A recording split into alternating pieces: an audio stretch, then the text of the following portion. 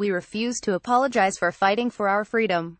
Why should a black person be expected to side with a U.S. government that legally rendered their ancestors property and celebrated their deaths as they struggled to free themselves? Right-wing media outlets are attacking Colin Kaepernick for donating to an organization I volunteer with, Assata's Daughters, which is dedicated to raising youth to love and support black people.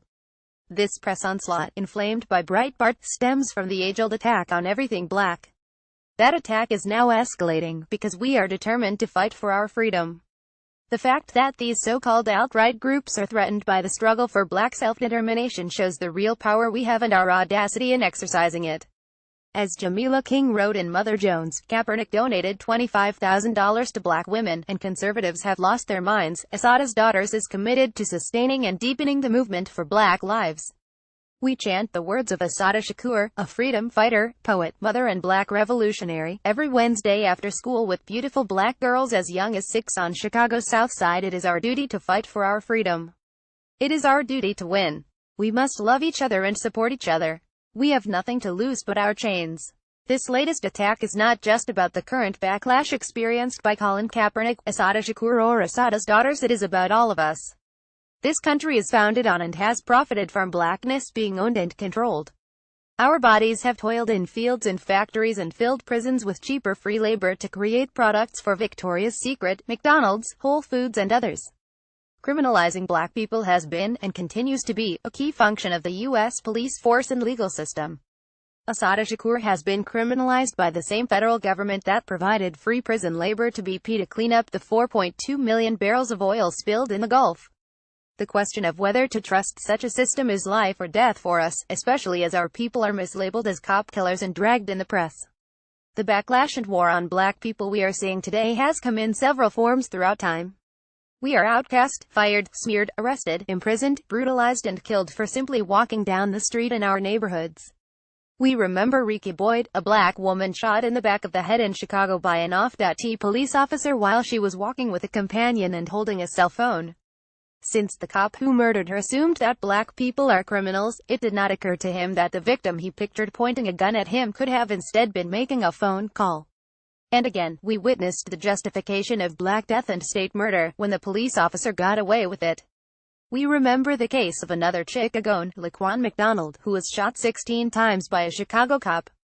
Police were charged with numerous counts of conspiracy for tampering with the evidence, writing false reports and lying to cover up the murder.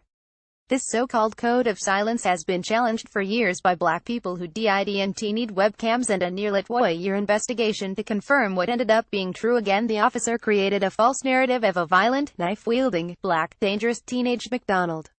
Assata's Daughters was part of the struggle to win justice for Laquan McDonald while successfully pushing for the ousting of former Cook County State's Attorney Anita Alvarez, who was instrumental to the cover-up. Our present-day abolitionist struggle continues to oppose the police and a widespread form of captivity, incarceration. After all, if we studied the history of policing as well in the United States, we would eventually learn that the police were originally white vigilante groups that evolved into Indian patrols and fugitive slave catchers, all necessary to control and profit off of the criminalization of black and brown captives of the past, as well as the present. While black people comprise just 13% of the U.S. population, we comprise 40% of the incarcerated population. We are entangled and brutalized in a legal system more likely to wrongfully convict and imprison us than any other group. This is the same system that criminalized Assata Shakur, Harriet Tubman and Rosa Parks. My 11-year-old niece does not learn in her classroom the lessons she learns in the after-school program provided by Assata's Daughters. This organization shows her what it feels like when a community of black people vows to fight for freedom in the tradition of Assata Shakur, Harriet Tubman, Harriet Jacobs, Queen Nanny, Nana Yaa Asantewaa and many others who have taught us how to win. It is no surprise that black resistance to white supremacy will be, and always has been, considered inappropriate in this country. This is just one of many attacks Kaepernick has endured, including the blowback to his decision to reject anti-blackness by symbolically taking a knee during the United States national anthem. The alt-right does not think it is his right, or the right of any black person, to be ungrateful to a country that has made great strides. But they fail to realize it was our black freedom fighters, in solidarity with others, who fought for and won such strides.